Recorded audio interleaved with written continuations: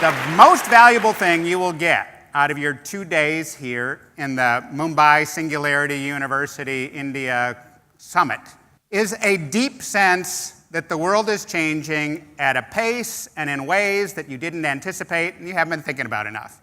And this is extraordinarily valuable for all of us to understand, but it feels bad. It feels like you're racing down the road, somebody else has got their foot on the gas, and you have no idea what's around the corner.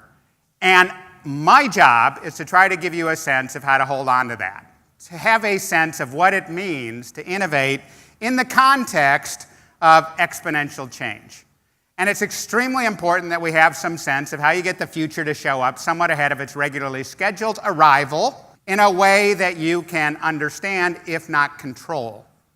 And control is the thing that is a very sort of 1970s era artifact that if I'm sort of successful in the next few minutes, we will start to challenge and change a little bit.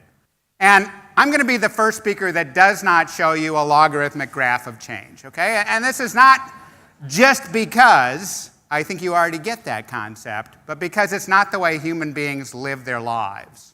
And this is the dirty little secret nobody tells you about innovation. We're all in favor of it in theory, but in practice, we do everything we know how to return our lives to things that are more familiar. And we human beings suck at trying to understand a world of continuous and accelerating change. Let me illustrate, okay?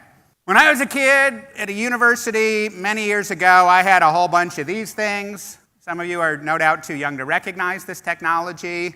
And I fashioned myself a digital kind of guy, so when music changed to digital formats, I rushed out and repurchased all my music. I'm fairly stupid, so what I did was I also architecturally changed my home to have gorgeous little, drawers on ball bearings that would slide out so I could put in all the jewel boxes for the CDs, organized very carefully.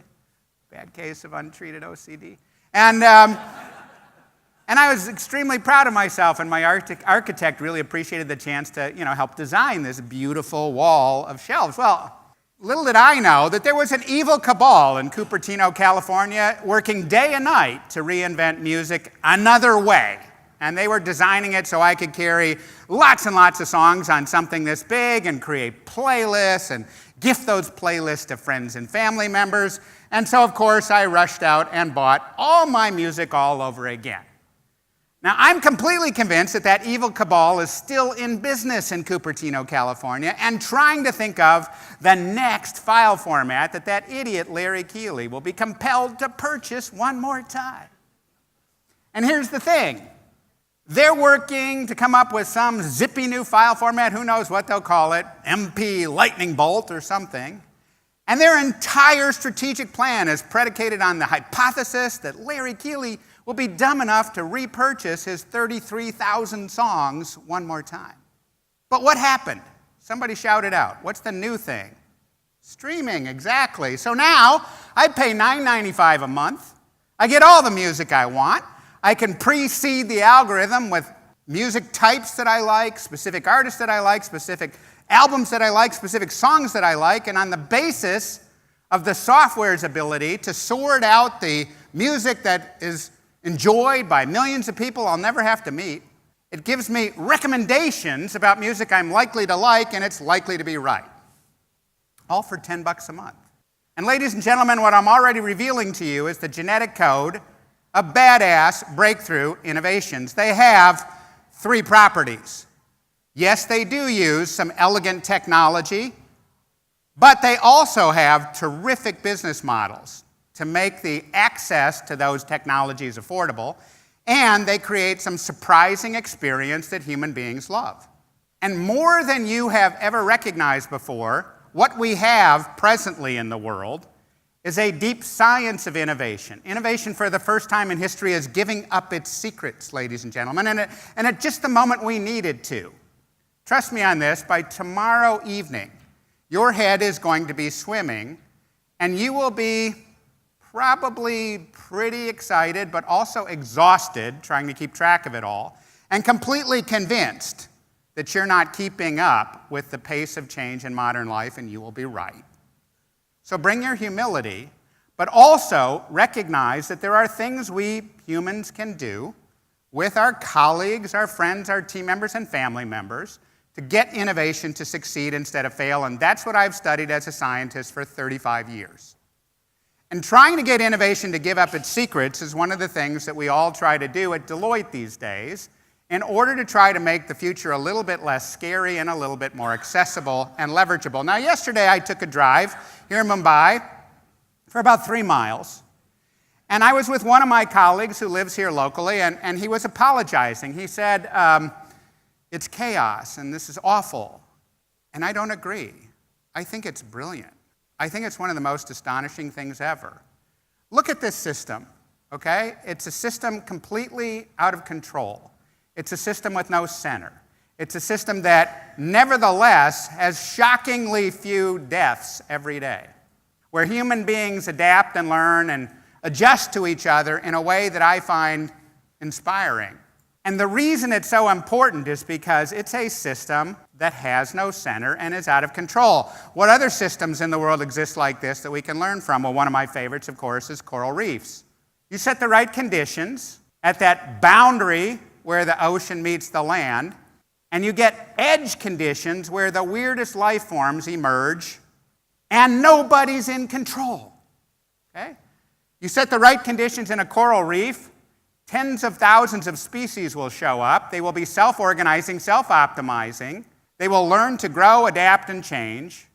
They will adapt very swiftly to changing conditions, and they don't have to have staff meetings on Monday mornings. Okay? Ladies and gentlemen, let us ask the question, what can we learn about the way in which the world already makes progress at exponential rates, but not in human systems?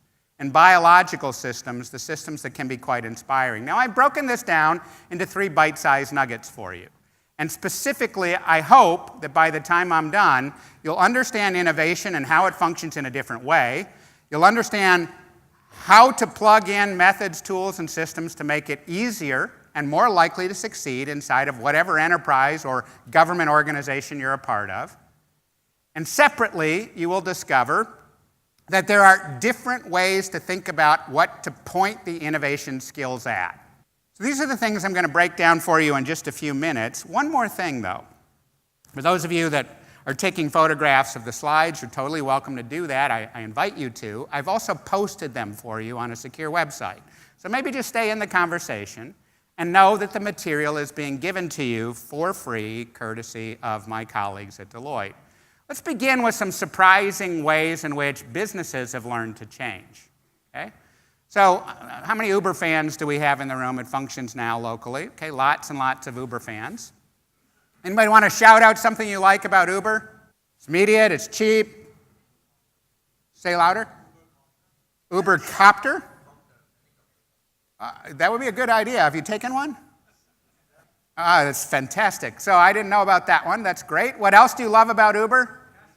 Yes. So one of the things that's great is that most of the things that people love about Uber, they love because they cite it as a consumer, a fan, a user. One of the things that makes Uber great, of course, is the presumption that you already have a supercomputer in your purse or pocket that you can use to leverage the functionality of Uber.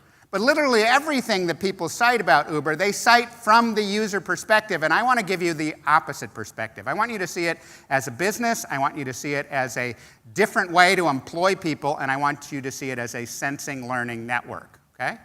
So here's the thing. In Uber, globally, the power exists at the city manager level. If you're the city manager of Uber, you might have 100, 200 programmers working for you, and you have the absolute freedom to put any new button on the interface that you want in your city. Here in Mumbai, there's a city manager for Uber, but there's also one in Hyderabad, there's also one in Chicago, all over Toronto, in Mumbai, I'm sorry, I said Mumbai, in Sao Paulo, Manila in the Philippines. These city managers have the freedom to try anything.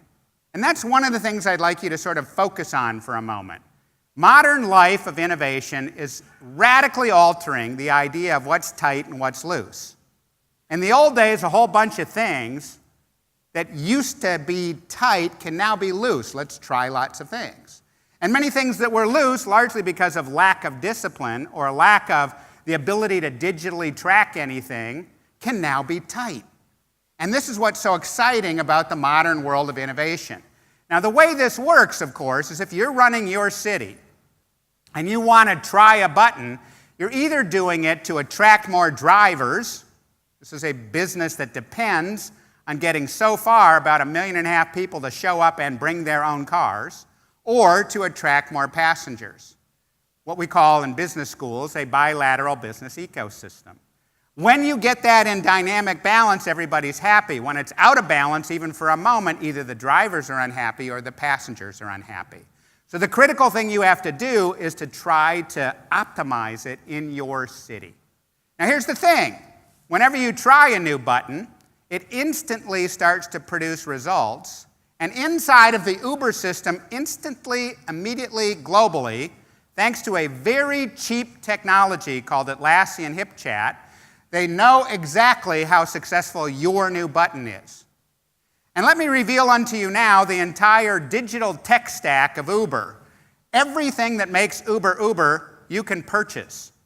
Uber has exactly one patent. They only got it about 7 weeks ago, and it's for a feature that most customers hate and isn't important to the system at all. Everything that you need to make Uber function is a part of the new digital operating system, the tech stack that allows it to sense, learn, adapt, and change quickly. And why this matters is because Uber globally does more than 240 innovations each and every day.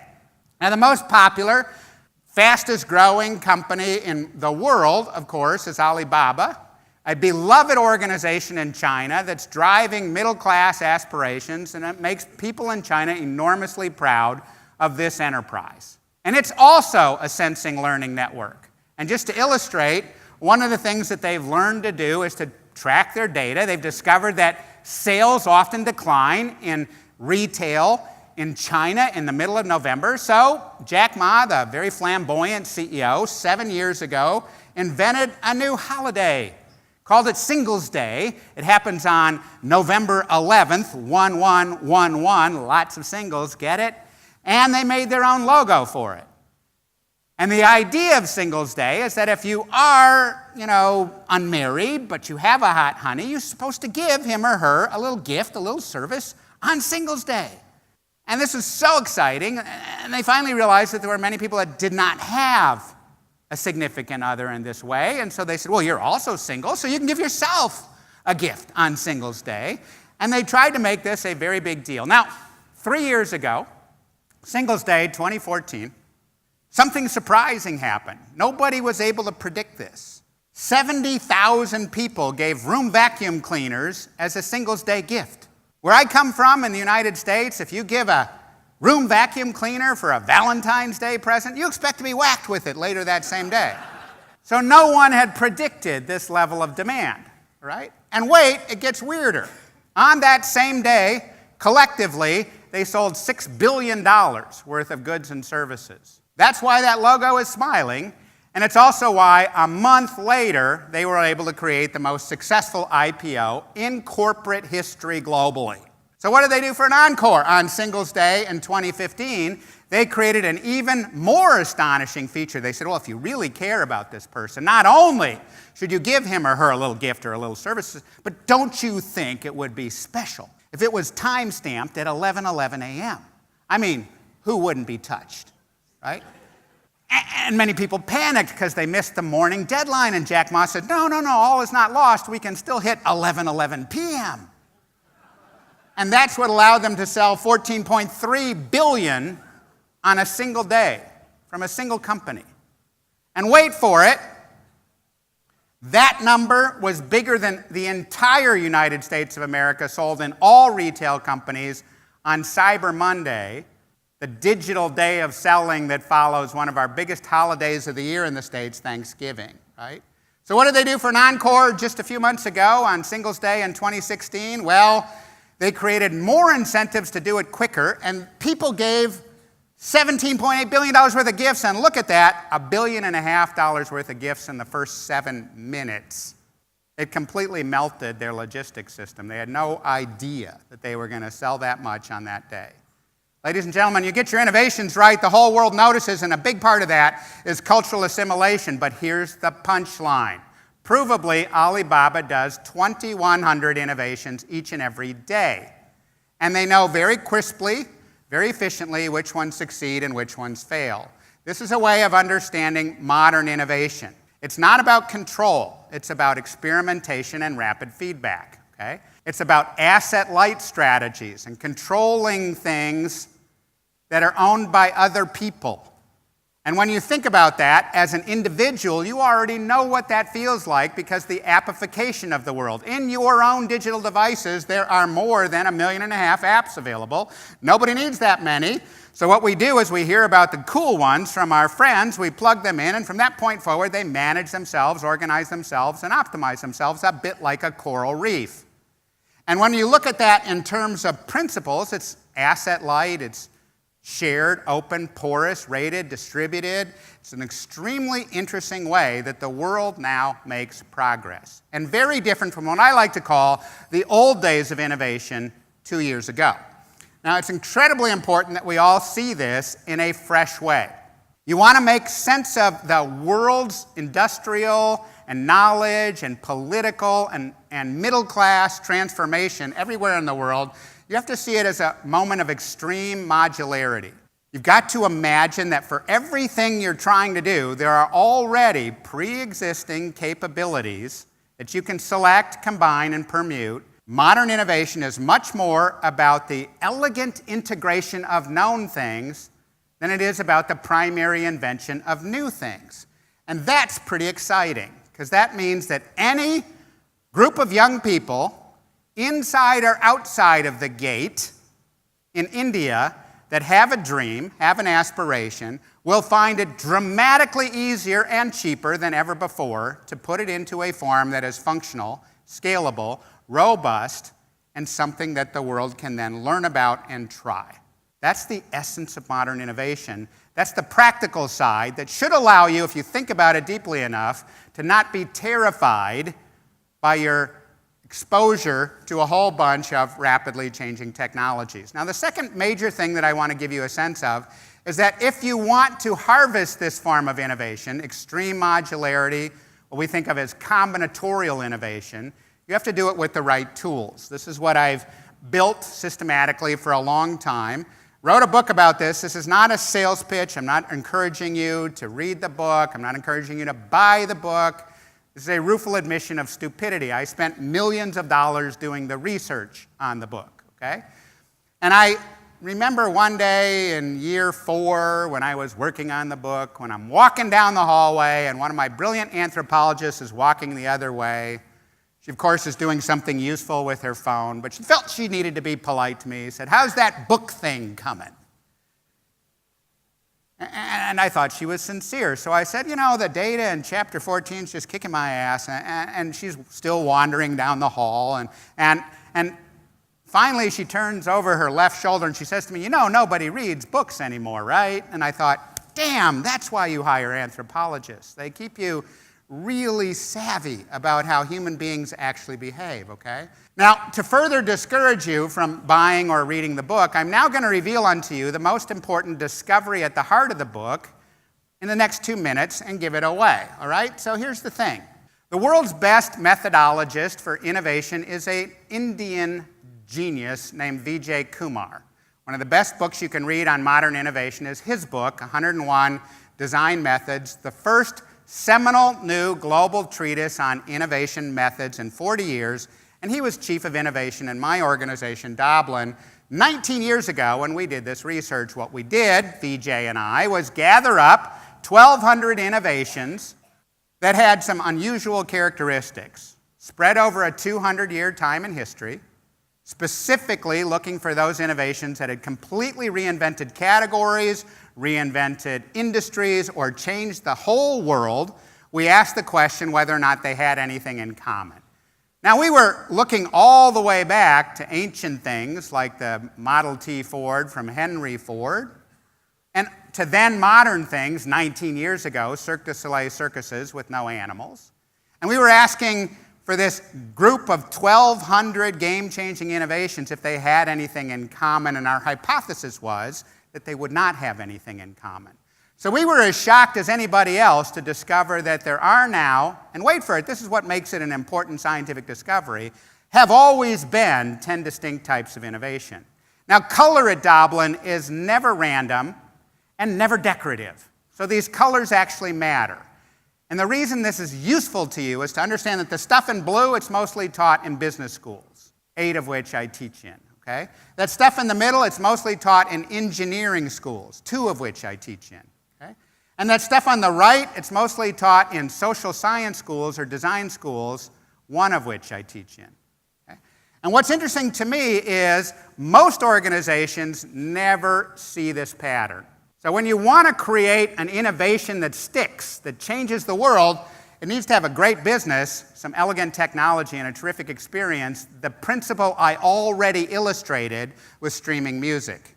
And the rule of thumb is that if you want to create something with the power to change the world, use at least 5 types of innovation and all 3 colors. This turns out to be not natural for organizations, but when they learn to do it, it totally changes their field, and it gives them bolder ideas that are much easier to implement because you're more conscious about what it's going to take to create the breakthrough, and then they're much harder to copy because most organizations only see a little bit and piece, not the system of advances that you're creating. This is the genetic code of a breakthrough and the way that you make it a process. Now, that's one tool. A modern innovation expert, someone with an advanced master's degree or doctorate degree in innovation, has to be familiar with at least 70 or 75 different tools that de-risk, systematize, and streamline innovation.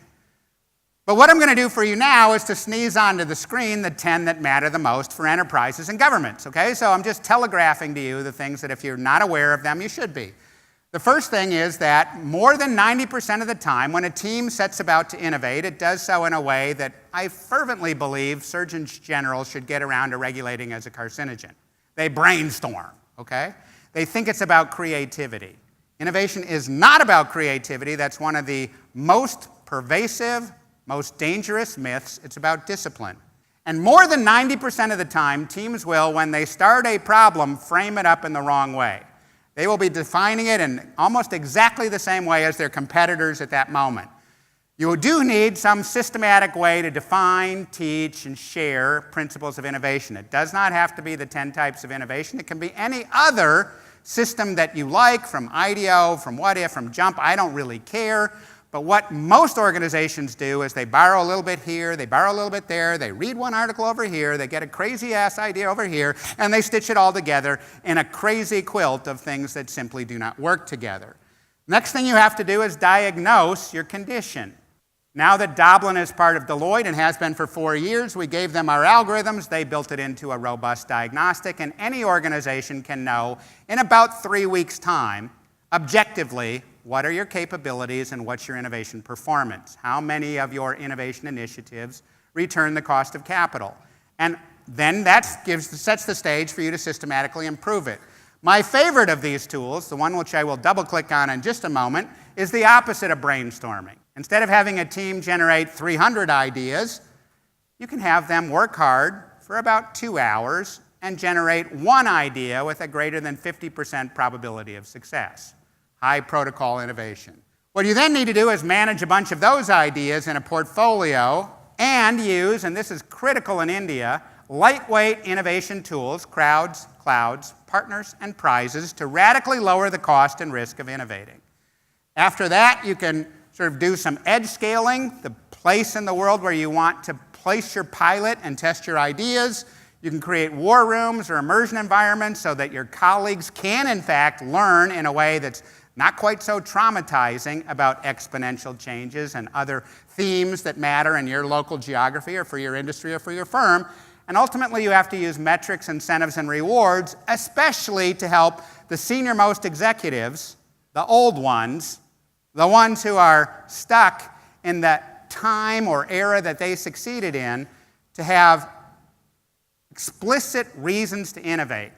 Collectively, these things make innovation obligatory, not optional, and that's the way you overcome the very natural human behavioral inertia that causes us to resist innovation even in an extraordinary time of change, okay? So it's really important that we address that. Taking that one in the middle, the one that I showed you was my favorite right here. These are the rules that allow any team to be able to create great breakthroughs. This is called high protocol innovation. This is version 11 of this technology. What it does is to break down for any team the questions they should ask and answer in the right sequence to be able to produce an idea, giving them the 116 known specific tactics that in an engineering sense make innovation cheaper and more robust, certain other strategies to test it and de-risk it, and ways to get the business model right, all distilled into a step-by-step process which Deloitte has given away for free. Okay? So that's $6 million worth of research distilled into a free tool, 10 types of innovation, on the iTunes store, iPad only, okay? Doesn't work on a phone, sorry to say.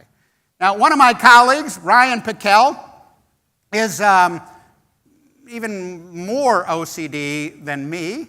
And so one day I'm walking by him in the hallway. He's like a Navy SEAL of innovation. I said, Ryan, if there's only 10 types of innovation, why don't you just give me a generic list of all the options under each one? Well, this guy has a very advanced degree in innovation. He's kind of a genius. He looks at me and scowls. He says, that would be hard. And I said, I know, Ryan. That's why I'm not doing it.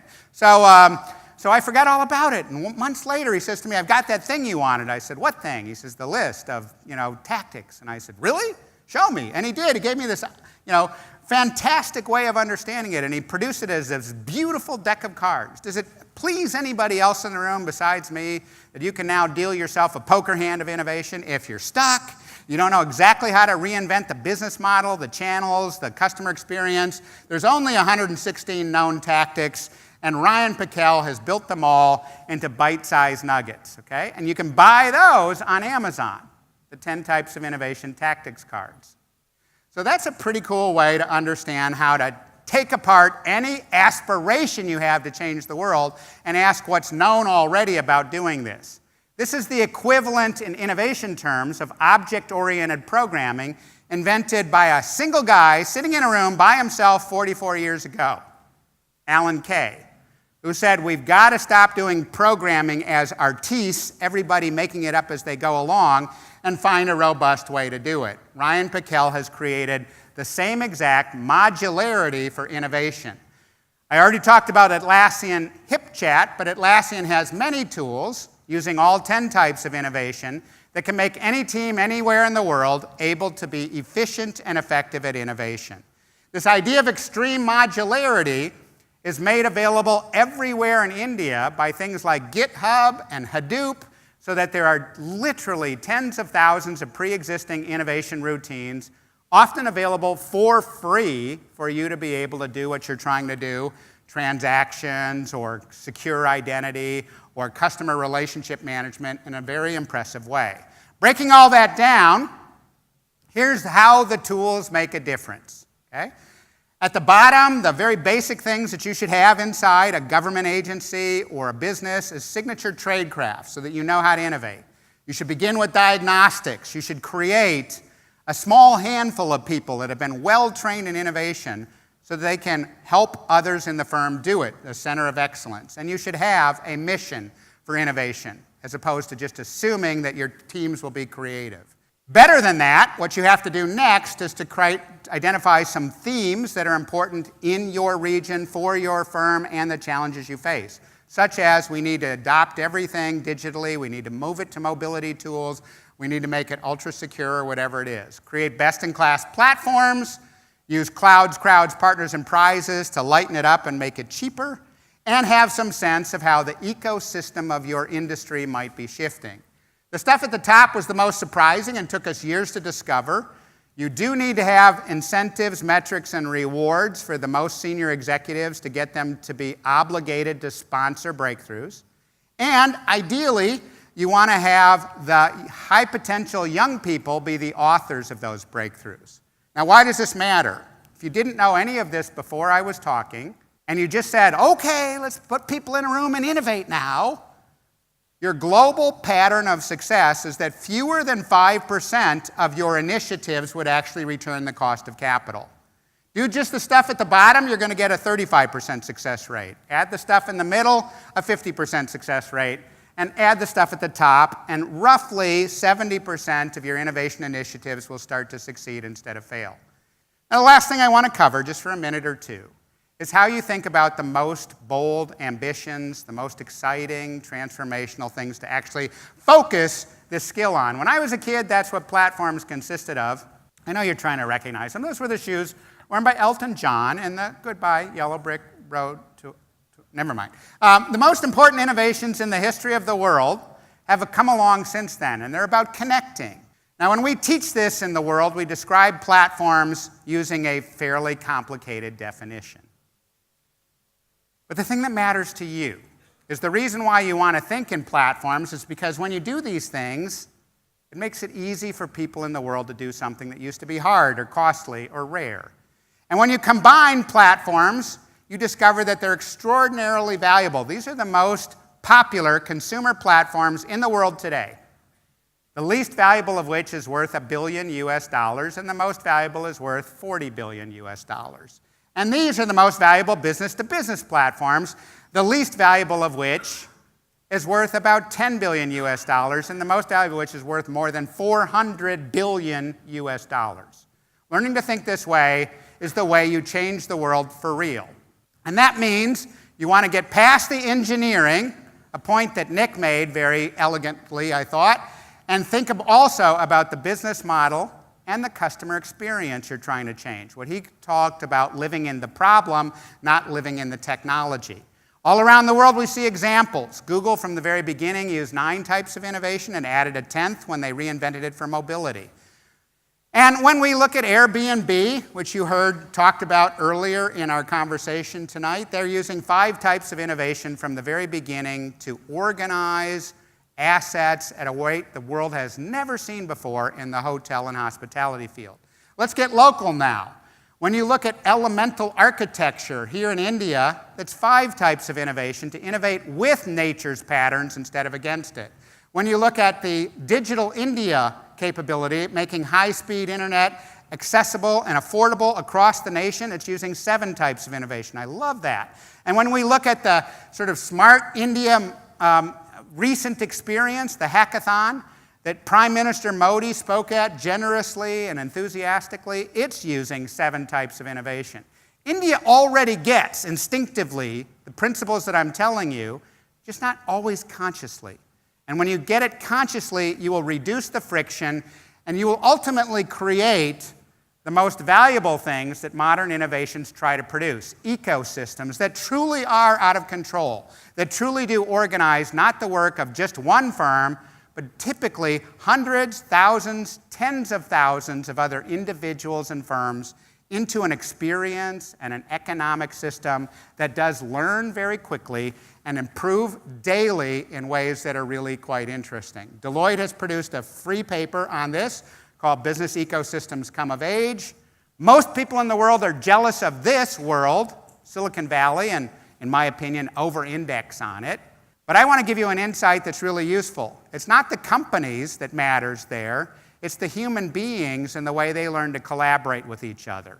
That's what makes Silicon Valley Silicon Valley.